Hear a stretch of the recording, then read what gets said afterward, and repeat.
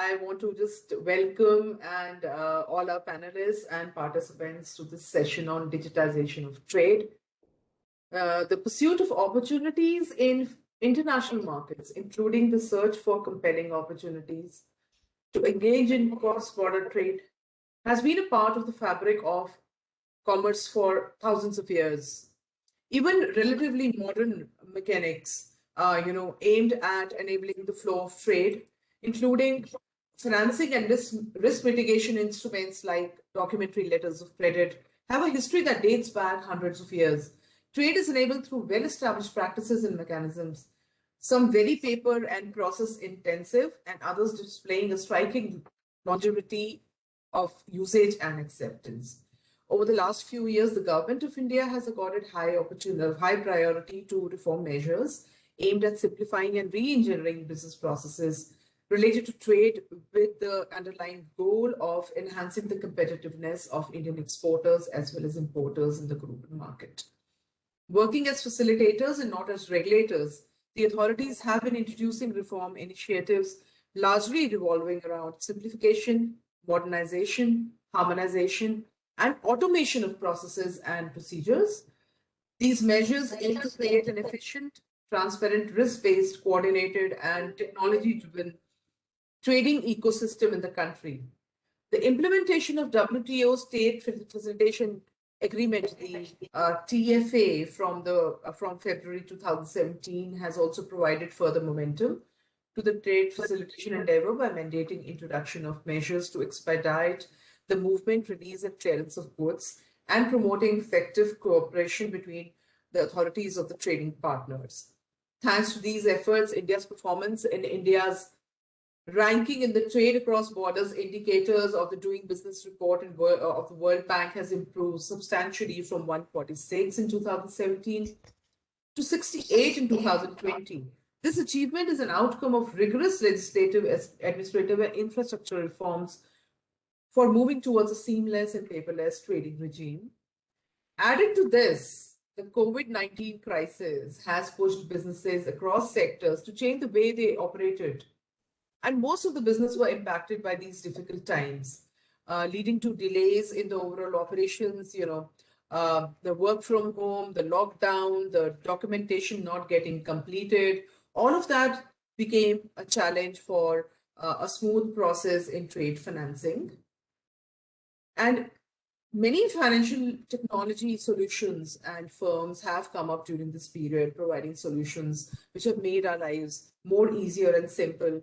In terms of trade finance, today we'll be talking about a very interesting platform, SWIFT, which has been, helping the country in easing the whole process of doing business, especially the trade finance. We will attempt in this program, in this webinar of about 90 minutes, we'll try and cover a few points related to current practices on trade finance, delays in paperwork and consequential blockage of capital, the solutions to overcome these challenges, and the overall digitization of trade documents. And we have with us today Hrishikesh Tinaiker, who's the Business Innovation Lead, Asia Pacific SWIFT. Mr. Mohan Tansale is the former Chief Executive of the Indian Banks Association, the former CMD of Central Bank of India, and is currently the Strategic Consultant on Trade Digitization at SWIFT. Mr. A.P. Hota, the former MD and CEO of NPCI, and advisor in trade digitization of SWIFT. And Nandini George is here. She's the Director of Strategic Partnerships, India and South Asia SWIFT. And my name is Anuradha, and I am with CII. I head the financial sector. Thank you very much for joining. I will hand over the session to Nandini. Nandini, if you could take over from here, please. So very, very warm welcome to the audiences. I'm hoping I'm audible. Yeah, am I audible? Yeah. Great. So, one thing that I wanted to share is that I'm thrilled to see that there is so much of interest in this topic, because it only validates for me that our conversation today is a burning issue, and it is a true struggle, not just for the big guys or the big corporates, but also for the small and medium businesses out there. On that note, I also realize that fundamentally trade really drives growth for our country. And never has ease of doing business, just like Anuradha mentioned, ease of doing business is not just about a ranking. It is about actually impacting, making a difference to all those businesses, families who are actually trying to get back on their feet cautiously and carefully back in these COVID times. So with that as a primary note, SWIFT has now, over the last 48 years, steadily been working towards corporates, banks, governments, and putting all of them together along with the regulators, trying to see what can we do so that digitization has meaning, which is long-term, scalable, and impacts every single sector of business out there. So, allow me to quickly run you through a journey that is SWIFT. I'll just share my slides with you so that we can quickly take you through what SWIFT is all about. Because in my conversations with a lot of corporates over the several years that we've been working on this topic, I've learned more that corporates are still unaware about the fact that SWIFT is actually also working on their side of things. It's not just a network for the banks to talk to each other. So quickly, let me take you through this. So what is SWIFT, right? And you'd typically, when you look at any person or even a business, you would always appreciate what they're doing more when you realize what they've, where they're coming from, right? So it's 48 years of actually serving the global financial community that SWIFT brings to the table.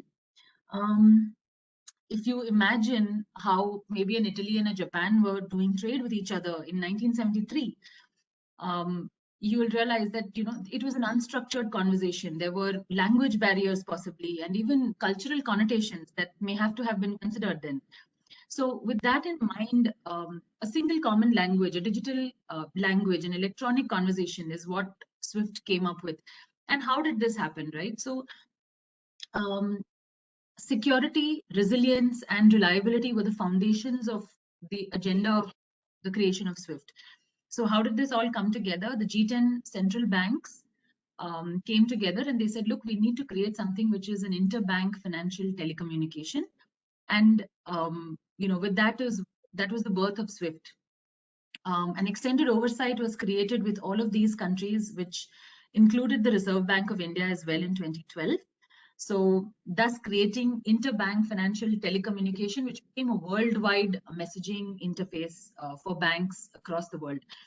But as as the banks across the world started doing this kind of a secure, resilient communication over SWIFT, they also realized that we cannot be only about revenue, or we can't be about only tangible financial goals. We'll have to be someone who is working for the community at large, who's doing activities that takes the agenda of the members, both corporates, governments, regulators, all of them together in a single stride. So that's how we became a not-for-profit cooperative owned by banks across the world.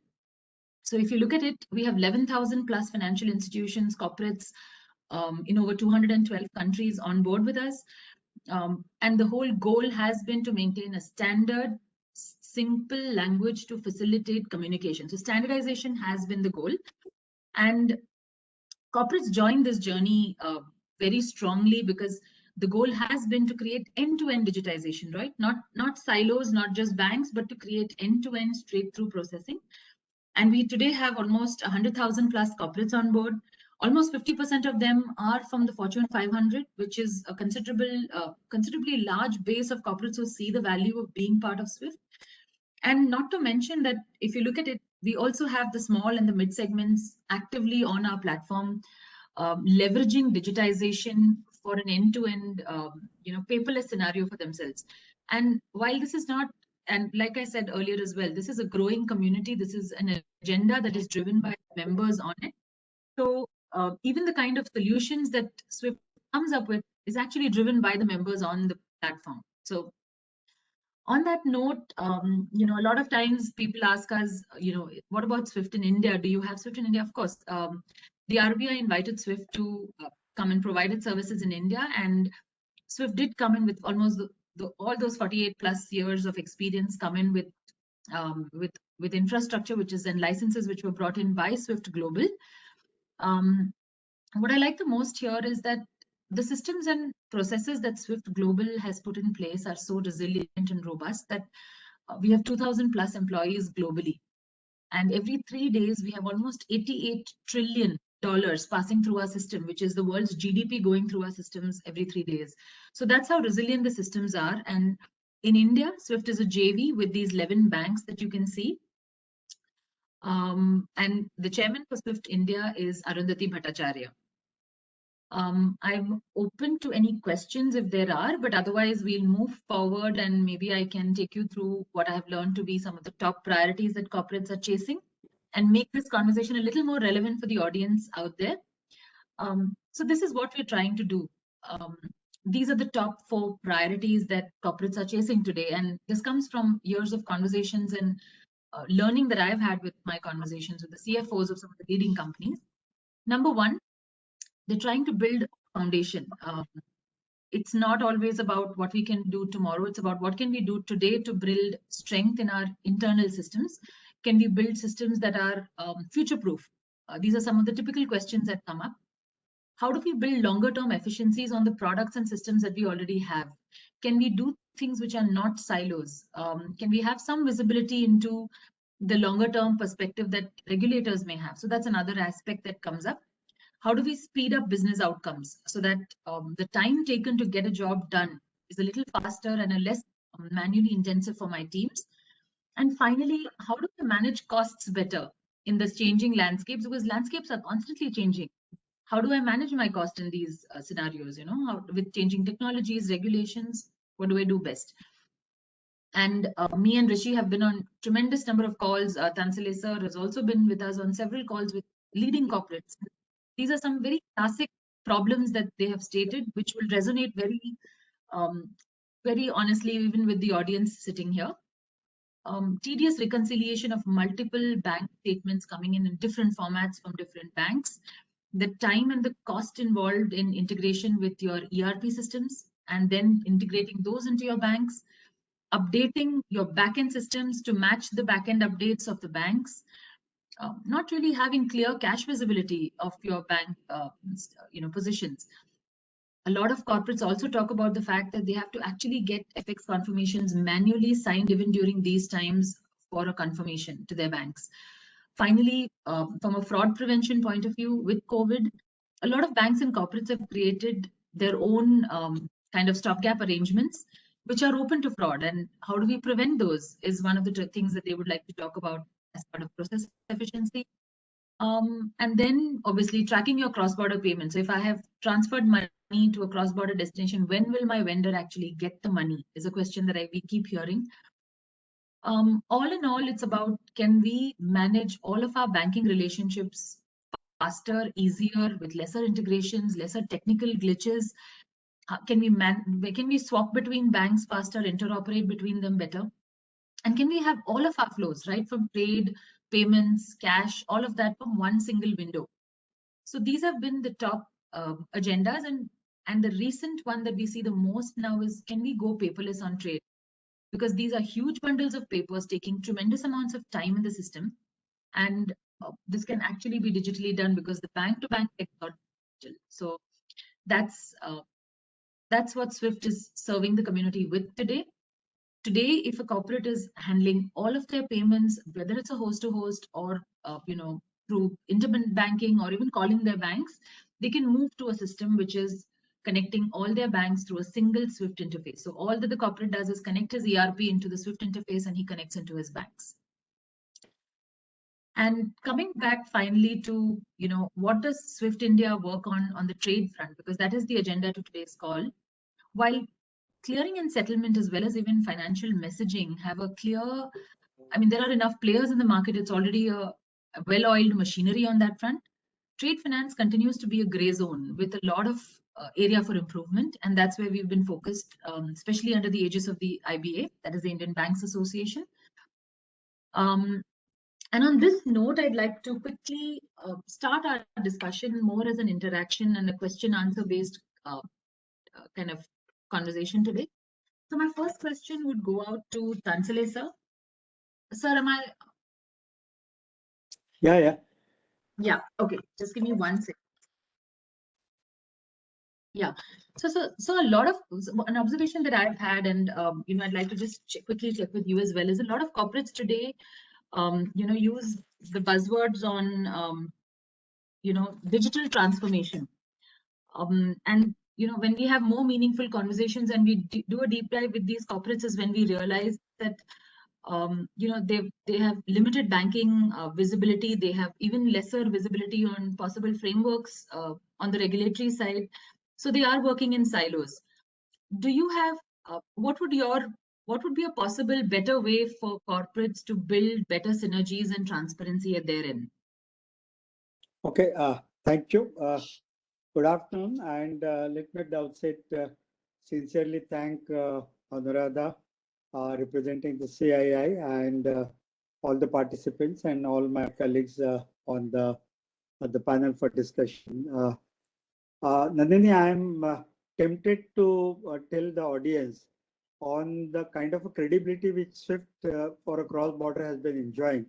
I was in the international banking for a long, and what I'm going to do is going to share my experience as a banker for 4 decades, having dealt with the different kind of corporates, the large corporates, the medium-sized corporates and all. And I know that for any import LC, once the application is tendered, the request of the corporate would be that please give me SWIFT code at least, if not the LC. That is the authenticity that he would communicate to his counterparty, that this is what is the code number of my LC, and based on that the transaction gets initiated. Having said that, if I would like to share my experience as a banker, that what exactly corporate should be really or they expect from the banker, and how this digital transformation will really make a difference to them. I remember that, and even today, I probably corporates are required to send their dedicated people to the bank, see that the LC and bank guarantees are issued. They will sit across in the branch, chasing the people, sir, thoda jaldi kar dijiye, so on and so forth. And I think all that is avoidable when you get into the transformation part digitally, where the corporates, whether of large size or the medium size, is in a position to put through his request digitally from his own office to the bank. And that is what is the solution probably we intend to provide. At the same time, you will see that the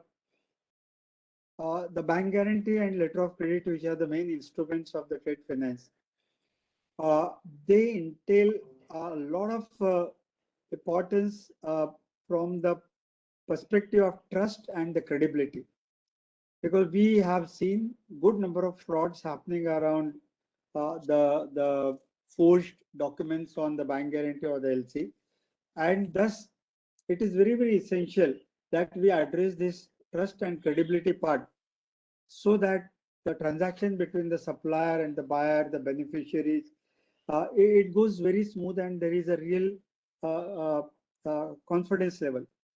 Can it be achieved? Yes, it is possible to be achieved when every transaction is going through the digital mode with the standard formats and on a standard platform, all the SWIFT, which is being used for the global cross-border transactions for many years.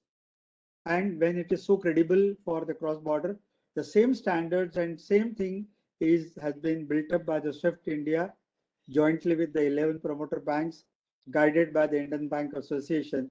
And the products are ensuring is to do business, fraud prevention, as I said, because otherwise, let me tell you, every beneficiary would like to have a confirmation from the bank, whether it is a genuine bank guarantee, whether it is genuine LC, and all these things are really avoidable, let me tell you.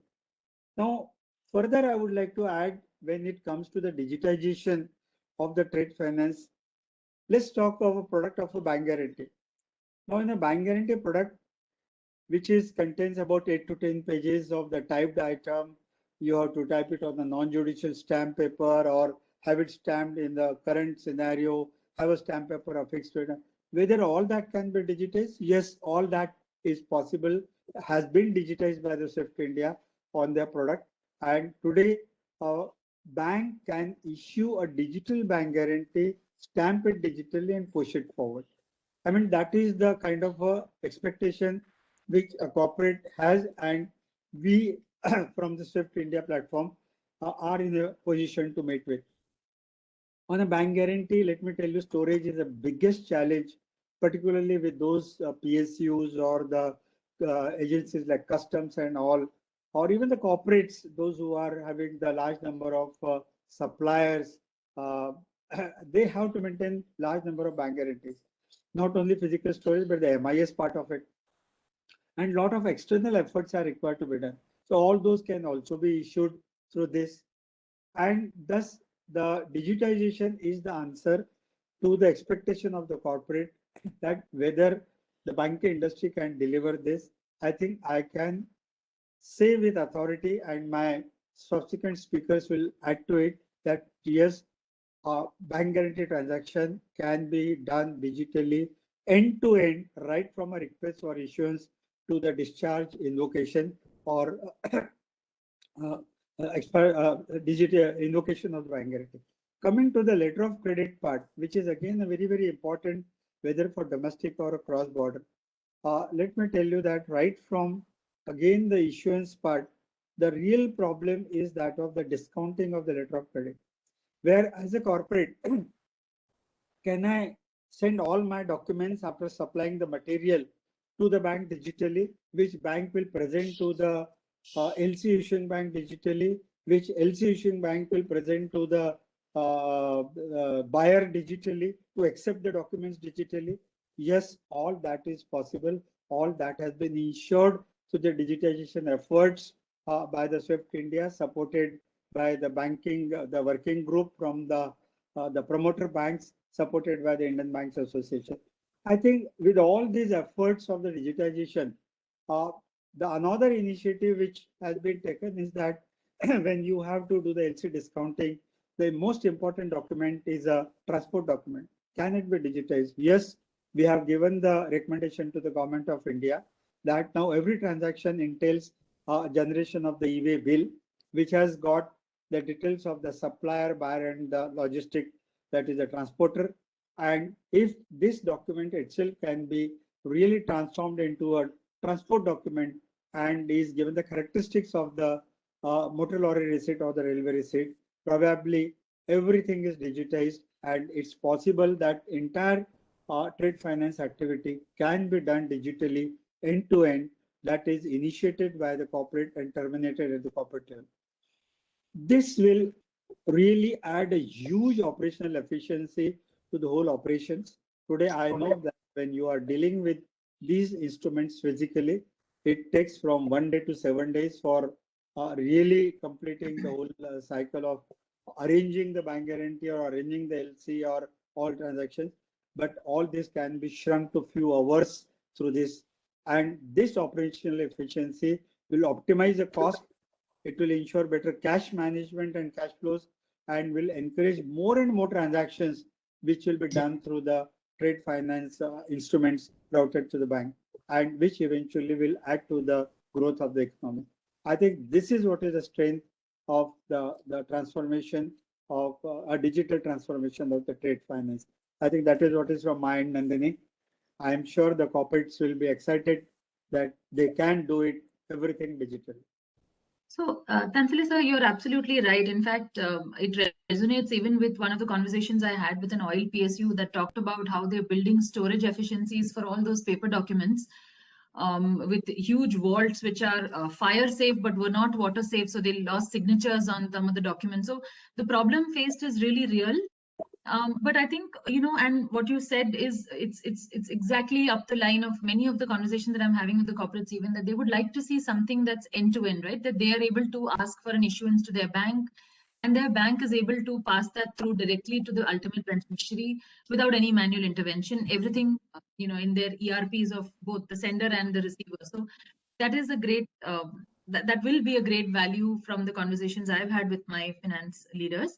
I say very affirmatively that this solution provides end-to-end digitization and processes. Yeah, please, your question. So, you know, one of the questions that comes up is that how do corporates who want to be part of this journey come on board to kind of, you know, what can they do? Are there conversations that they can join? Is there, because everything is not a ready state, right? It's a work in progress on many fronts. So are there forums that corporates can come on board with Swift to kind of help understand what is planned, what is working, what is the direction that they are that they can expect in the future, so that their planning, their budgeting cycles can also be logically built out? So, Nandini, I will request all the corporates who would have seen the presentation. 27 banks have today onboarded with the Swift India, and 11 large banks of this country, 6 public sector bank, 3 large private sector bank, and 2 large foreign banks. They are the promoter of the Swift India. And if I'm not wrong, that the banking industry who are onboarded on the Swift platform cover almost 90% plus business of this country. Having said that, I think that every corporate should really connect back to the banks that whether this is really feasible and whether this is doable. Swift has got a solution whereby Swift can offer a direct connectivity to the corporates who have got volumes to do, because it entails a cost. Now, every investment in the technology, corporate would like to see the return on investment. So I will say that the large corporates can definitely look for coming straight on the Swift platform. Today, we have got more than 10 large corporates who are already there and many more in the pipeline. Various government agencies are coming. But are we having a solution for the smaller corporates, the MSMEs? Yes, we are evolving a solution for the smaller corporates and MSMEs through a service bureau model, whereby they can get the connectivity to the service bureau and they get the same benefit of having been connected to the Swift platform from their end. Great. So, Rishi, just wanted to bring you in here. One of the things that we hear a lot from, and what Sansalesa very rightly pointed out as well, was that there is a solution that is being worked on for the smaller and the mid-segment corporates as well, so that they can connect into Swift directly. But a lot of corporates today talk about how can we contribute to the journey, right? Because it's also precious to have that information to build valid systems. So how can corporates be part of the discussion so that they're at least aware about what's coming on the regulatory front? What can corporates do on that line? Yeah. Thanks for that. And firstly, before I go to the response to that, I think thank you, Madam Anuradha, for having us and introducing us and setting up the panel. And to all the audience, welcome. And we hope to at least give some seed of thought for you to at least from a trade finance perspective. So that is the endeavor today. And thanks to my fellow panelists as well. I think I'm just honored to be even within the same panel as these two gentlemen here. But coming to your point, Nandini. So if you really look at it, I think one of the key things that we do at Swift, and this is not just India perspective, this is globally, right? One of the biggest benefits of Swift is it is community based, right? So it is not, I mean, it goes hand in hand with the not-for-profit agenda that we have. Finally, what we do is driven by the community. Now, when I say community, it's not just banks. It is as much the corporates, its market infrastructures, its central banks, its securities players, it's the governments. It's a whole lot of a ecosystem there. So it's not just about banks or corporates or that segment. Now, with this particular aspect that we are talking about, similarly, this is not something that we said we will do. It is something that the community has asked us and said that this is if from a vantage point that we sit, we can actually contribute a lot towards this. And that's why we have built a lot of avenues for the information exchange, B, getting to a solution, and C, the actual implementation of it. So we do it multiple ways. One of the easiest and but the tedious process would be just one-on-one discussions, which is cannot have a far-reaching impact because you would only do as much and so much. But that's why we have this whole concept of working groups. We call it the solution working groups, and it's in multiple areas that we have, trade finance being one of those, and so critical that we have actually even 2 or 3 of those, right? So it's not just one stream, it's multiple streams. Now, all of this is completely open for the community to join. It's not just to the fact limited to the, obviously, I mean, you would, there would be a large participation from participants that are already on the, using these solutions and on board and everything, but it is not that, because we open it for each and every one in the community that can contribute. So there are avenues such as those that we open. The others are regular touch with them in forms of webinars or all those aspects. But I would, to your question, I think I would corporates especially that are interested in contributing to it and seeing that we can actually help make the solution more catered to their requirements. I think we would encourage for them to join us in the community working groups. Hope that answers that question, Nandini. That's a big one, Rishi, because one of the things that we keep hearing from corporates is how can we contribute? How can we contribute not just for from the community point of view, because many corporates have very specific agendas as well. So it's not just from a community point of view, but they would like to know what's happening, from a bank, regulatory, they would like to know. And so from that point of view, you're saying joining the solutions working group will give them that visibility, right? Yeah, Yeah. absolutely. Okay. Another question that I had, which is also voice of corporate itself, is that there's a lot of changing banking guidelines, and we are seeing that happen, right? A lot of regulatory changes that are coming in, what banks they can work with, what they can't work with in terms of all of that. So with these current bank guidelines changing, what can corporates do to kind of ensure that the speed of their banking operations does not get impacted every time the regulatory landscape changes? I'm requesting Tansale sir if he can throw some light on that, and then maybe we can go to I Rishi. think the corporates have got a total clarity that whichever bank I'm banking with, availing the lines of credit should be my preferred bank for the transactions. And that is what exactly the RBI guidelines are ensuring, that the corporates choose to bank with those banks where from they're availing the lines of credit, so that there is a greater transparency in the operations, and the trust is properly maintained between the banks and the corporates. Having said that, I don't think the banks will discourage corporates.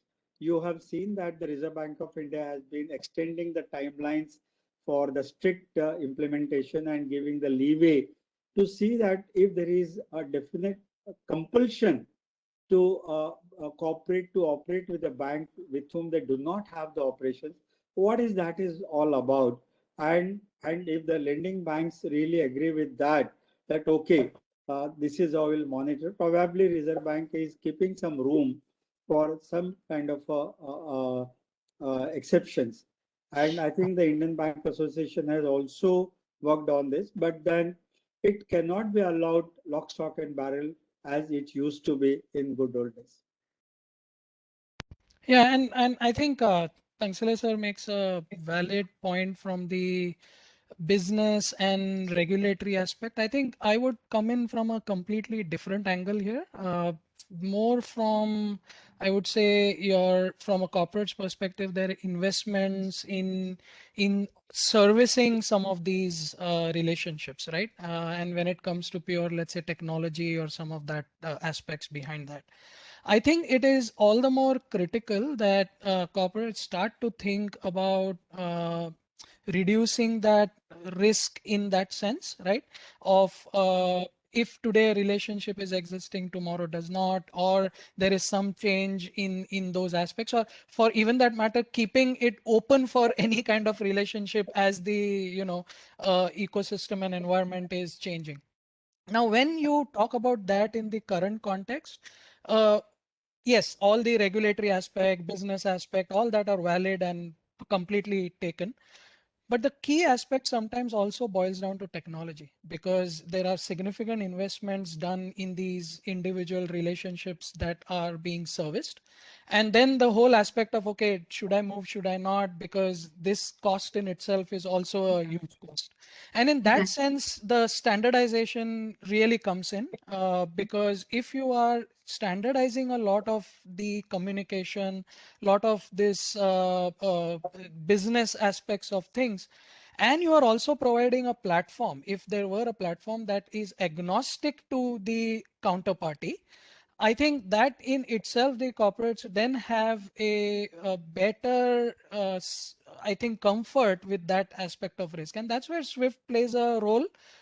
We endeavor is one is standardization on the communication itself, but also standardization and rationalization on the technology and the infrastructure that you are communicating and, maintaining these business relationships with. So the technology risk side of those things that you asked Tangsile sir about are typically addressed in this way, if at least from a Swift perspective. Rishi, I completely resonate with that, because a lot of times in the conversations with corporates, they talk about having interoperability. Can I move between banks better? And being able to do that for corporates is precious, because it is part of their strategy now to be as lean as possible, as lean on technology as possible. So that's a great point that you just made. Coming to Hota sir, it's been such a privilege to work with you. And when I first got to know and when I started speaking with you, I remember people telling me that Hota sir is the father of the new payment systems in the country today.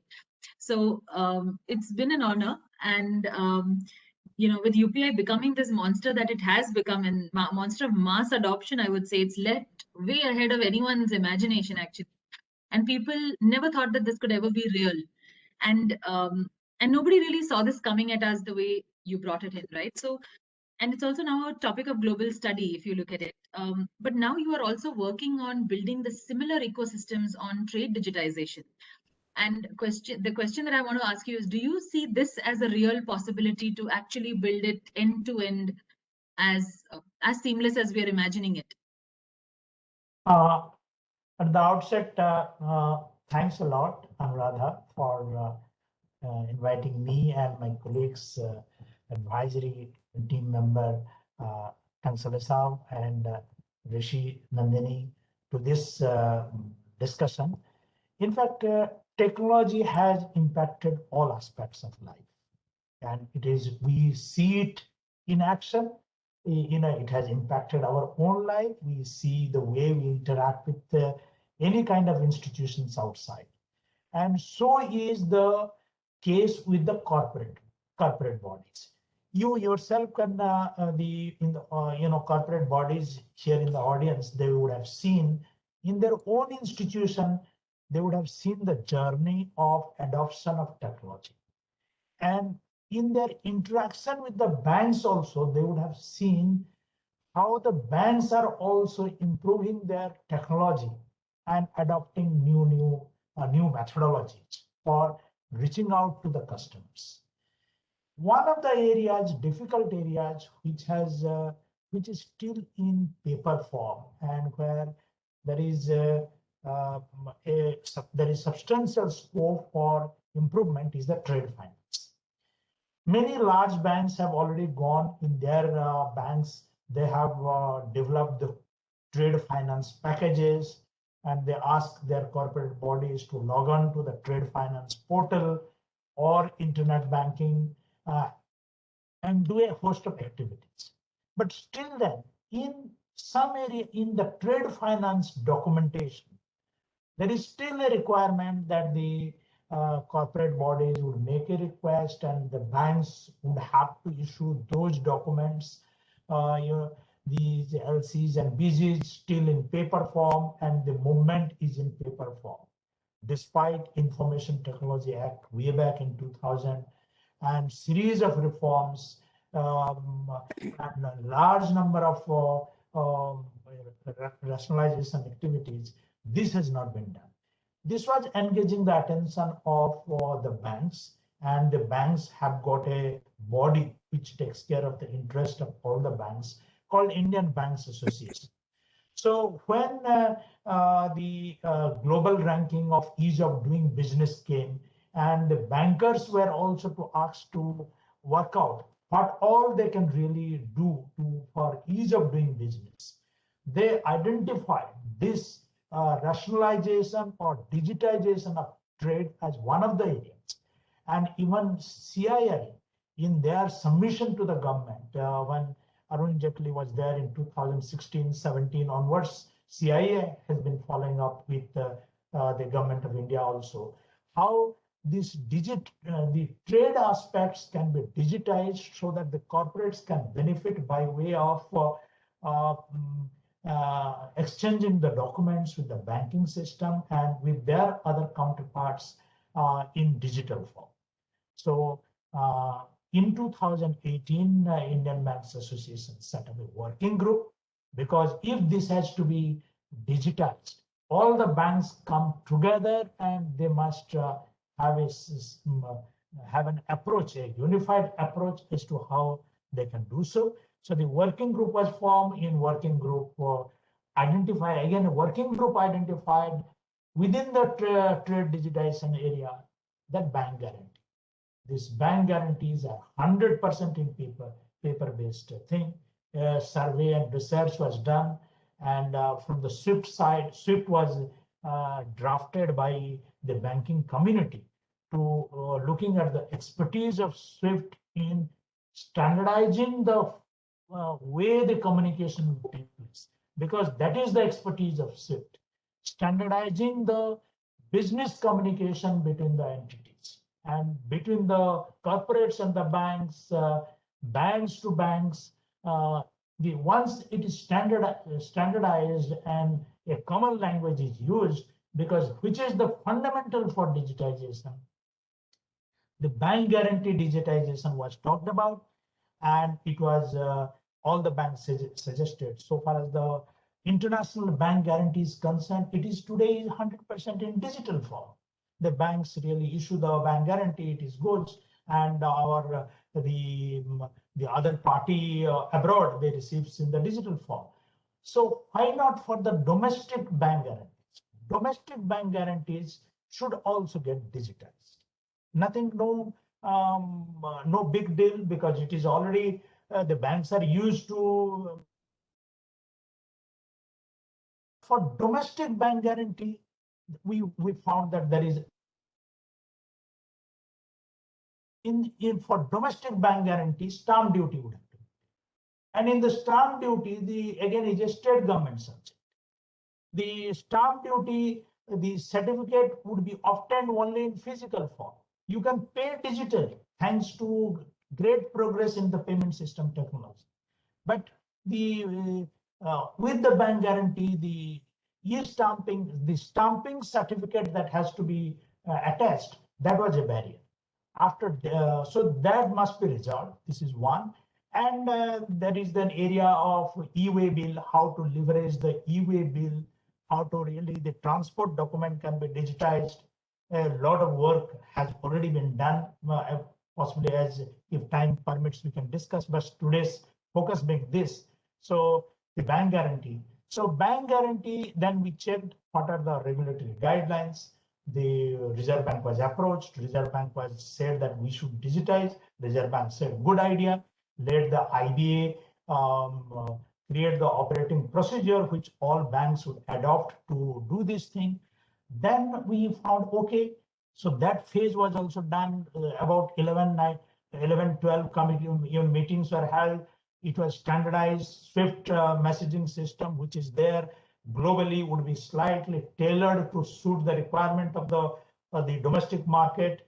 Then the issue is, after all, the bank guarantees would be issued on the request of corporates, and the bank guarantees would be given to either the government departments or government undertakings or the corporates themselves. So they are the consumers of bank guarantee. So if the bank guarantee is issued, how would they be able to observe it? Like all the government departments are big users of bank guarantee. the customs department is the biggest user. So we visited the customs department. How are you doing this job? Then we are doing manually. Then how do you process? We have a battalion of staff, some few hundreds, who really do the data entry, build this, the scanned copy we stored, the tons and tons of boxes and boxes of bank guarantees we store somewhere. It is a big process, very painful process. We would love that, though the digital bank. So the user side, the government departments, a few identification processes on, apart from customs, a few other government departments like railways and a few others, they have started thinking. Another is we are thinking about the yesterday we discussed again at great length is GEM, the government marketplace, e-marketplace. So they would also receive. So now the climate is being built by the ecosystem, the banking ecosystem with SWIFT and the banking ecosystem, Reserve Bank, government, all are working now how the e-bank guarantee would be done. So now the question is, with this enablement is in place, so the dream of end-to-end digitization that Nandini spoke, Rishikesh also elaborated, and Tangshalesa very lucidly explained how the end-to-end, the corporates will make a request for bank guarantee, it will really reach the bank will issue it, it will really get delivered to the end customer. End customers largely happens to the government department or big undertaking, NHAI and PWD and so many people. It would also reach digitally. For this to happen, the next enablement is concerned is the corporate should get means part of the network so that they can really make request. The corporates currently have not that they cannot really request digitally. They are requesting digitally, possibly by through email or through the corporate, the trade finance package of individual bank. But your mode of access to banks in a multi-banking scenario differs from bank to bank. In some banks would say you have the host-to-host connectivity. These are our specifications. You do. So large corporates, they end up in 10. They have a relationship with 10 banks, 10 different methods of really communication with banks. So this is where the value proposition is there. For almost any type of communication with the banks, be it trade, be it treasury, securities, cash management, your foreign exchange dealings, for every type, the messaging format is there. You want to reach out to the bank A, your SWIFT standardized message, it goes. No, tomorrow you decide to send it to the bank B, you just change the header. Who is the destination? It reaches in bank B, bank C, a standardized standard language. Banks are already, they have got the infrastructure to receive it. So banks are ready. Now the corporates would have to get ready to use the standard language, standard interface, and make a request. So if corporates are enabled to use the standard messaging mechanism, there are 11 corporates who are already part of it. You would have seen in the slide presented by Nandini.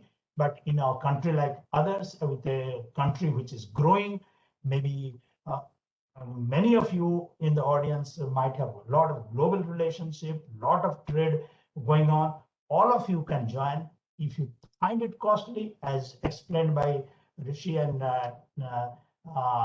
Tangshalesa, that there are service bureaus through which you can come. Very simple investment, not almost like that investment you keep on doing day in and day out.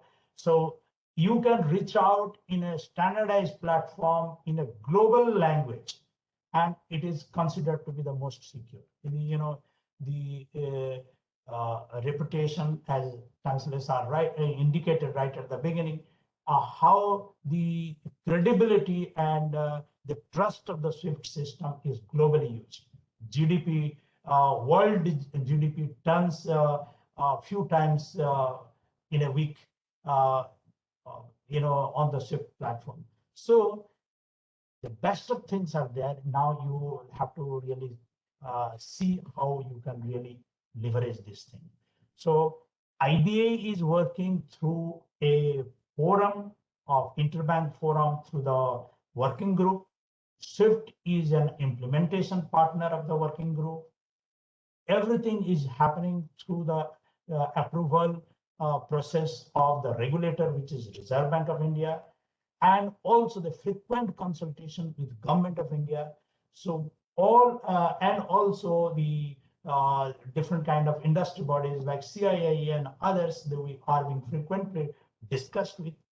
So this is the time to catch on and be part of the growing trend of digitization. Future is digitization. If sooner or later it will definitely come. Question is, would you like to do it in a proactive way before you are forced to adopt? I would suggest the kind of environment where we are in, the sooner we adopt, the better. That is what I would like to say. So very true. Very true.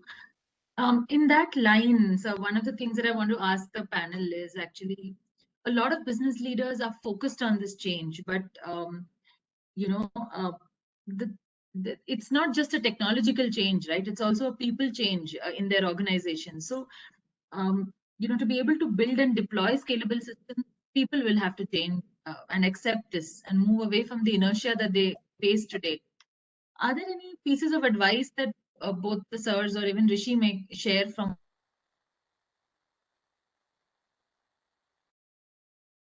I would like to say here, Nandini, that you rightly said that awareness creation probably is an important aspect of it. And towards that, SWIFT India is heavily engaged with the banking industry, doing various webinars and workshops.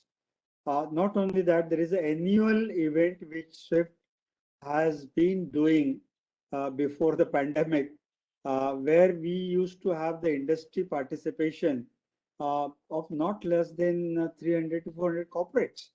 I mean, that kind of the annual event we have done for 2 or 3 consecutive years in Mumbai. Unfortunately, because of the COVID, it couldn't be done in 2020 or 2021.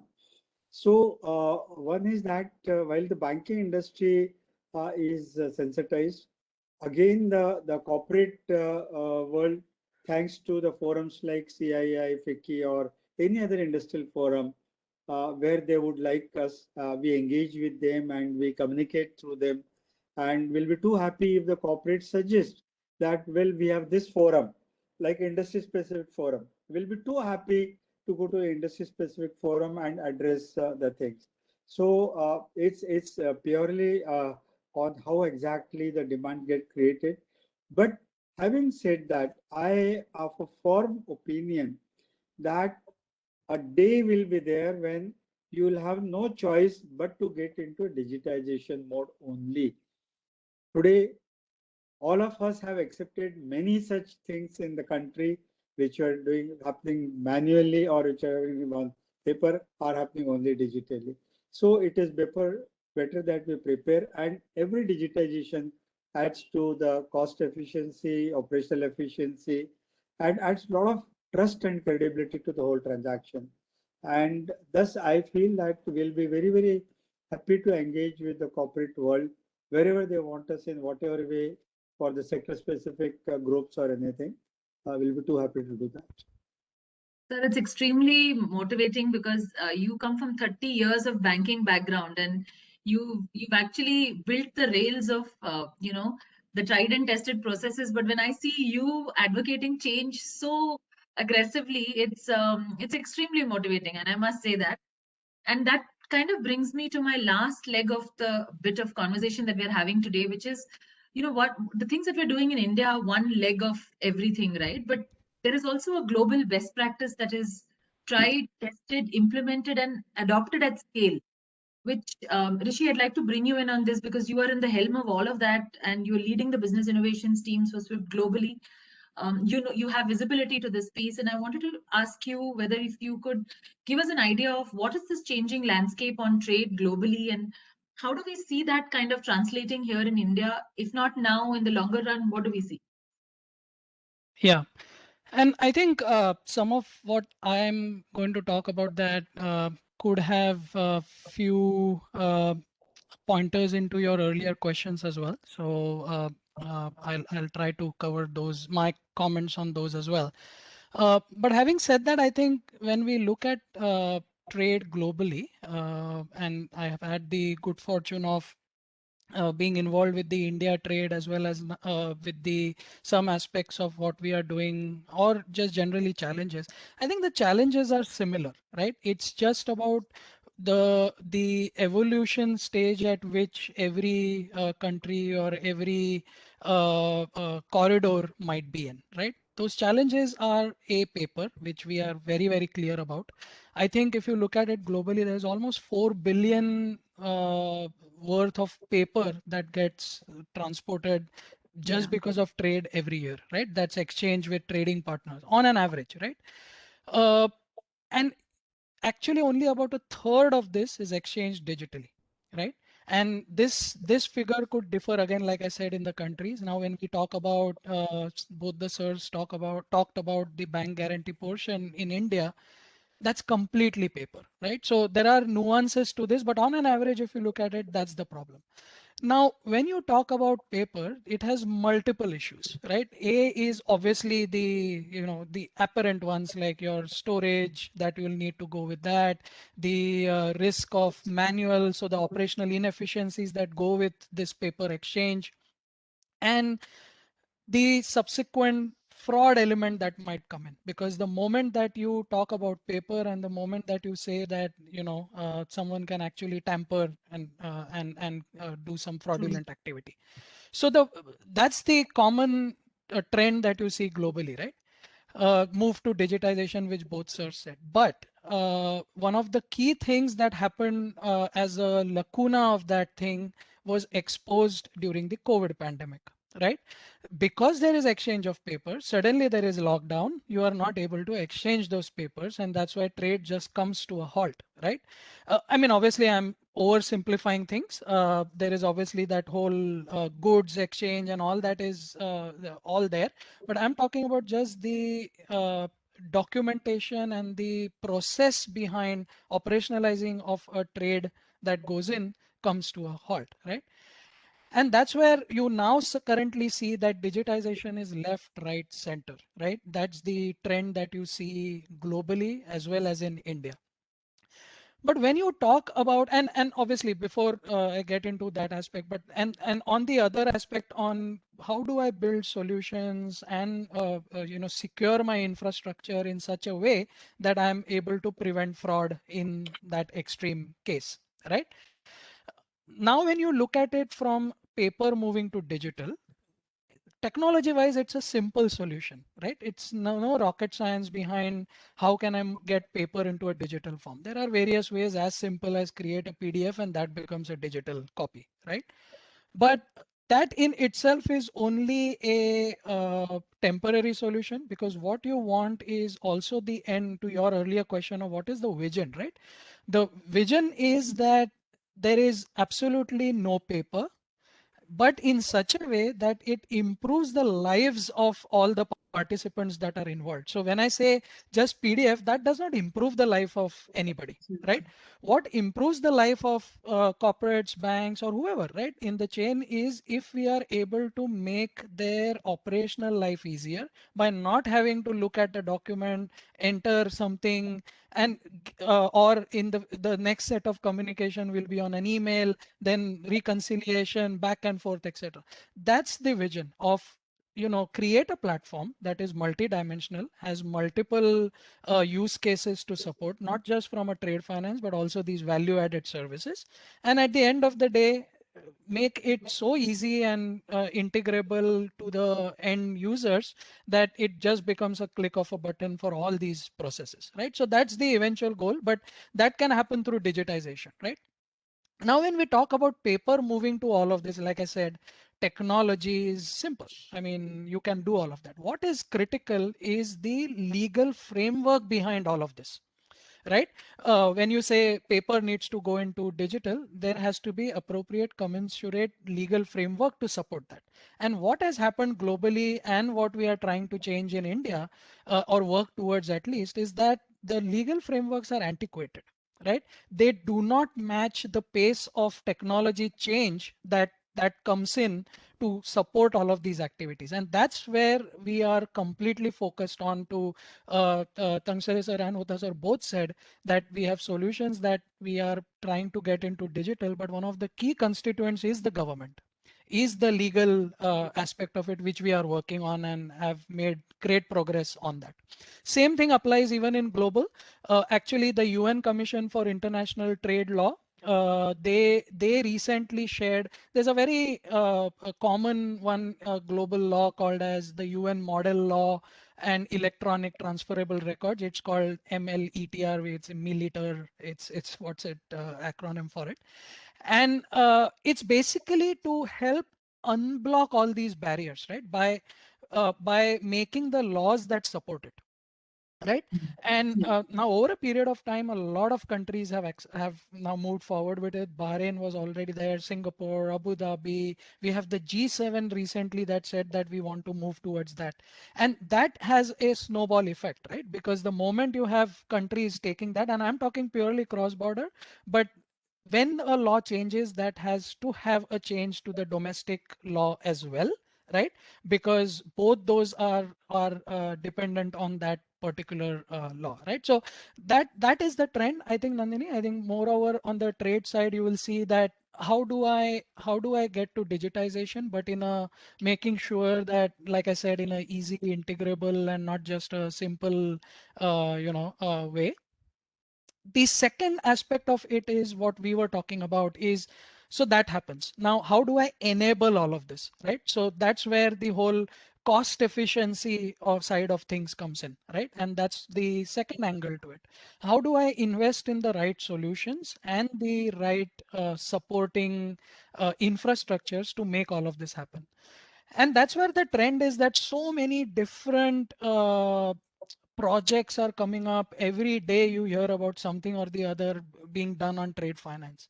And we strongly believe that the amount or the number of these silos proliferating is not helping the community at all, right?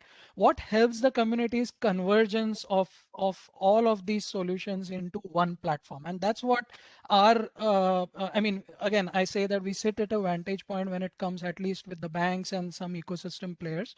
So we want to help the community to sort of bring all of that together. So even from a global perspective, and I'm sorry to bring a controversial word into this conversation, blockchain, right? All those technologies and everything that are coming in are actually are, I mean, it's solving the wrong problem. The problem is business frictions and not really the technology. In some cases it might be, but in most of the cases not. But how do we get even those projects that are coming in all together? But the other significant aspect that is happening in trade is the downstream process that goes with trade, which is payments, right? It's sometimes it is looked at very in isolation, but it is not. I mean, payment is a very significant aspect of trade that happens. And there also it's very, very common. COVID has really accelerated some of the trends around it, that everyone wants today digitized, so no contact. I do not want any contact. And if there is a lockdown, the businesses should go on. The second aspect is about everyone today in multiple domestic, and who better than Hota sir to know this, is all these domestic real-time systems that have proliferated globally, right? So that what it creates is a customer expectation that I want everything speedily. And so that, and then the other aspect of, especially in trade payment, when am I going to get my payment? Corporates are always worried about, when am I going to get my payment? I don't know what is happening with my payment. I need complete transparency, tracking, and all of that, right? So that is another aspect that corporates today deal with. And obviously, from a Swift perspective, as a community, we have solved for that problem as well when it comes to payments, not just high value, but low value payments as well. So agnostic to it. Our vision there is instant and frictionless account to account anywhere in the world, right? And which includes the domestic bit as well. And we have a product called GPI, the Global Payment Innovation, that essentially solves for a lot of these payment related inefficiencies that exist today when a corporate has to deal with the banks and get their trade payment, etc. But long story short, I think just focusing on the trade aspect of it, those are it, Nandini. I think the vision is clear, but it's driven by what the problems are globally: paper, fraud, and ecosystem players coming together on one single platform. So Absolutely, Rishi. In that fact, on the whole GPI thing, you just reminded me. I was recently on a call with a customer who mentioned that he's able to now track his payments as they go from bank to bank and also see how much was deducted, how long it was held at each bank. And I thought that was interesting for a customer to explain that back to me. So yeah, I get that very clearly from you. Tansila, so just one last thing before we, kind of sum this up for the audience. In case they have any, if the customers or if any of the corporates wish to be part of the journey, I would urge them to please reach out to us. We would love to have you as part of our solutions working group. We have a very active trade solutions working group. We will be meeting up in the first week of September, and just having your contribution to what we are trying to change in our country, I think that'll be precious. You can reach out to us. My email ID is nandini.george@swift.com, as simple as my name with a swift.com. You can also reach out to us on our website and you'll be able to get through to us. We would love to invite you and have you. And the last thing that I wanted to quickly check with Tansile sir is there anything else, sir, that you'd like to share with the audience? Because I know there are so many things that you work on. Anything else that you would like to share on the last closing note? Sure. See, as a banker, honestly speaking, I'm so excited when it comes to the digital transformation, for the simple reason that I've been a part of a journey of from zero technology to technology-driven banks. I'm a banker of 70s when absolutely no technology was there. Now, what is it that it is really going to make a change for us? Probably we have deliberated it long.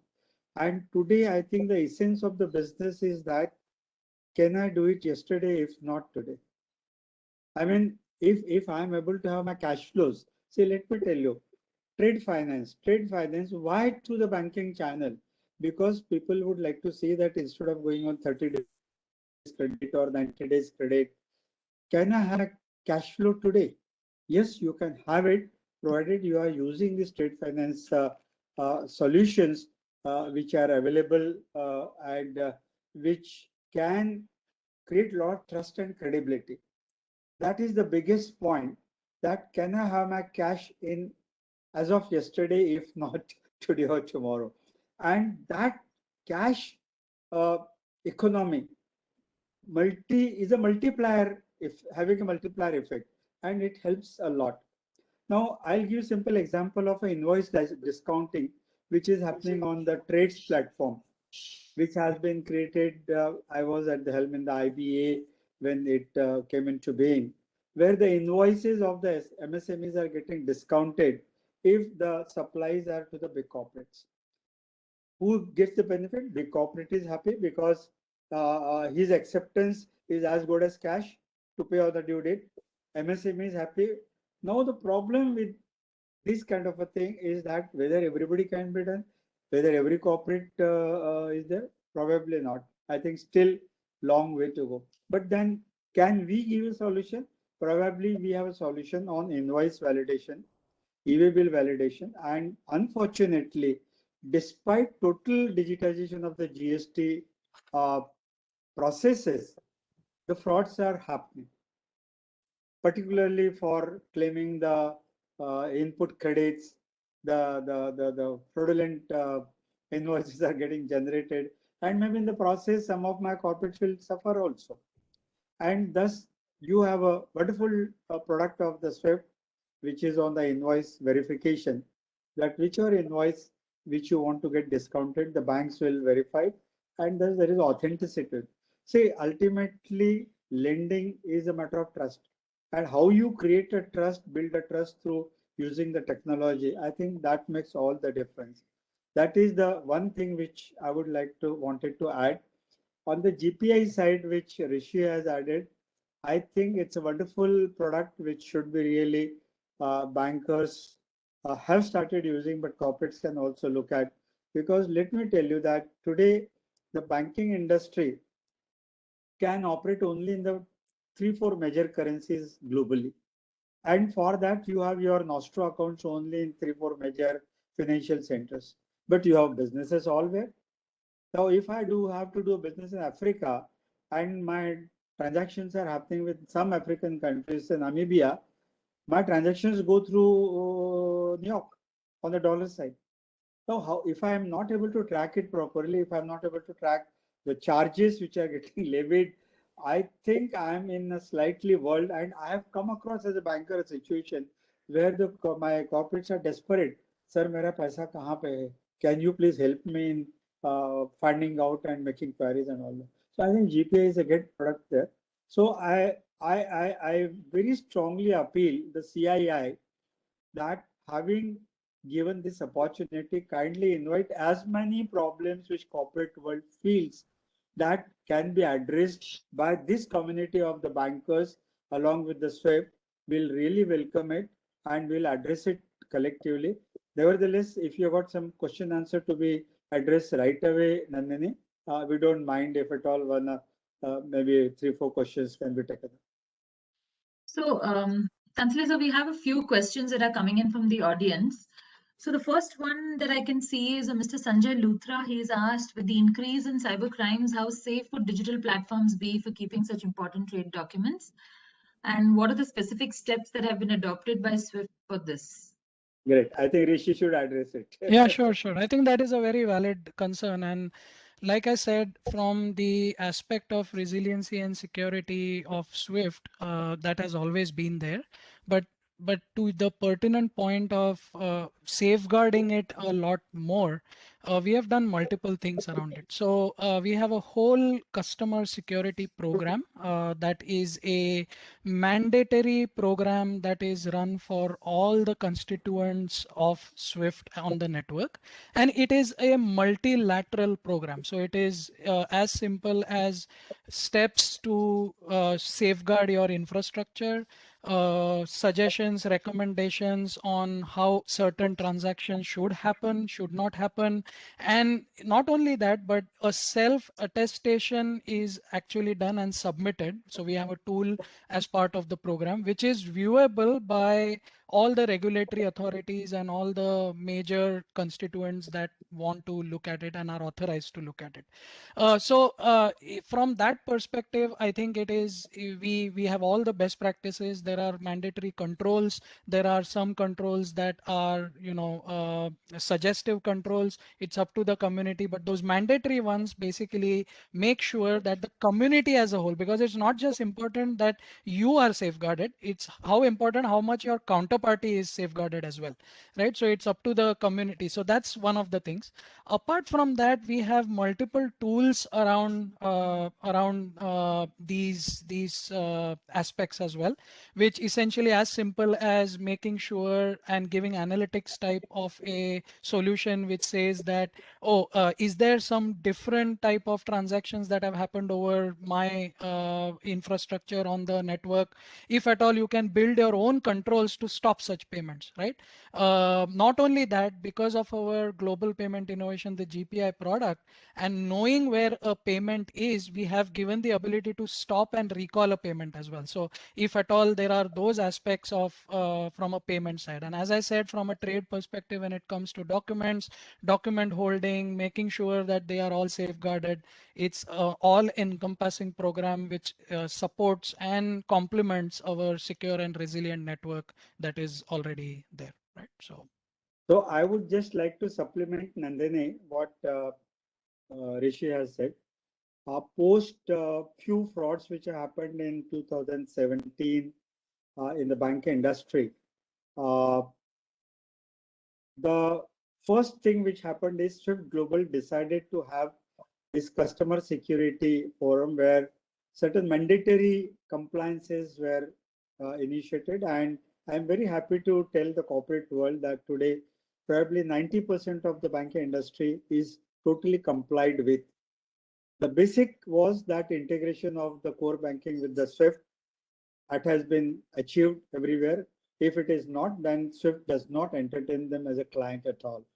And thus, let me tell you that one is the cybersecurity initiatives of the bank by itself, because now it is not the individual who speaks to the Swift system, it is the system which speaks to the Swift system.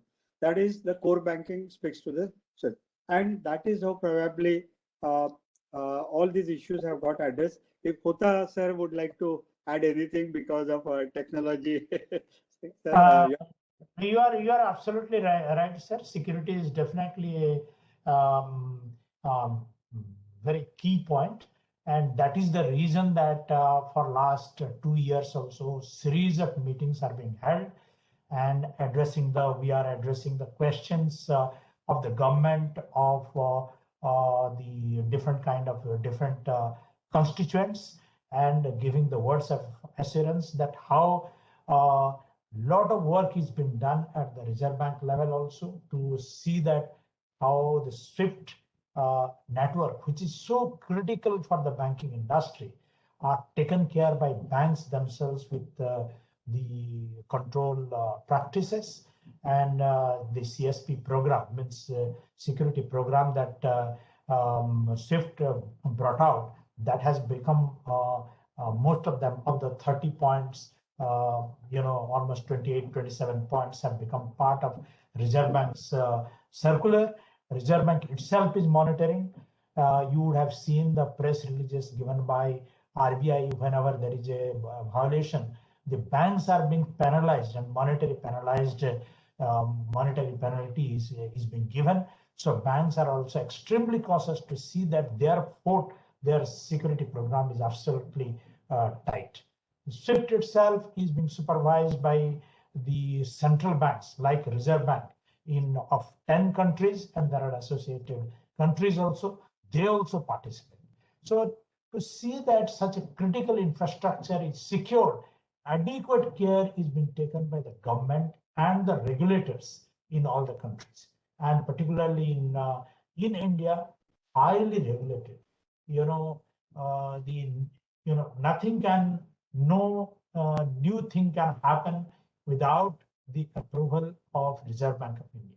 So when you start, before the electronic BG is just under discussions, the preparatory work has been completed, and now the EBG conjunction work, now 3-4 corporates we are talking, and one corporate is very close to getting ready. Their ERP solutions is almost ready, and a couple of government departments. So it is a matter of time, maybe 1 or 2 years, that it can be a mainstream practice to use BG. But for that, the preparatory work, creating the infrastructure, is the work right now. So I would really suggest have trust on the system that everybody is fully clear. So, Mr. Sanjay, just to add to all the experts who've spoken, just one piece that I would just like to add is that, in the beginning of the presentation, I shared that the world's GDP passes through the SWIFT systems every 2.5 days. The systems of SWIFT are resilient. The core values are resilience and security. So, if the banks of the world trust the system, you can only imagine how much they have invested into building it to be as airtight as possible. So I hope that answers your question. I'm going to go to the next question, which is from Mr. Rangarajan. He asks, what are the upcoming digital technologies available for the logistics segment? So if I may just quickly take this question. It's the logistics segment, or any other segment for that matter, would have the same business principles of payments, trade, treasury, and all of those typical flows, which are standardized, right? And it's all with your banks. So it's a single solution that we are providing, irrespective of what it's segment agnostic. It is business agnostic. Whoever you are, if you have transactions with your banks, whether it's payments, trade, or treasury, you can reach out to Swift, and we'd be happy to support you over the Swift channel for corporate. There's another question that has come up from Ms. Dipali Mehta, who asks, which are the industries or areas that have recorded significant progress with regards to digital transformation of trade? So, Dipali, I can leave this question open to the panelists, but in the interest of time, maybe one of the things which is my observation from working with corporates is that a key part of the digital transformation, the first people who typically adopt transformation are the ones with the highest volumes or the highest risk on the table. And we see that happening with the large oil companies, with the large companies that have trade, treasury, IT companies, all of those. I could ask Tansale sir or Hota sir or Rishi to add if there is any other further observation on this, else we can take the next one. I will say that all the large OEMs, original equipment manufacturers, who have a large number of distributors, I think it goes extremely well when you have a large number of distributors and you have to handle all those big things. So if you are an OEM, let me tell you, for you, it's a fabulous opportunity to reduce all your physical work and convert into digital, and also develop a self-built-in MIS kind of activity. And I think that goes very well with the large OEMs. I will say the large suppliers who have got a network of the buyers. I think these are the kind of corporates who look for us and look for the solutions.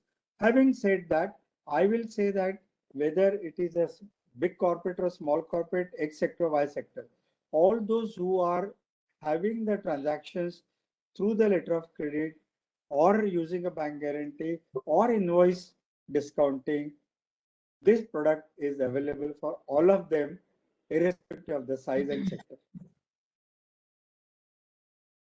Thank you, sir. Sir, I'll take the last question, if I may. There is a very interesting question from Mr. Rahul.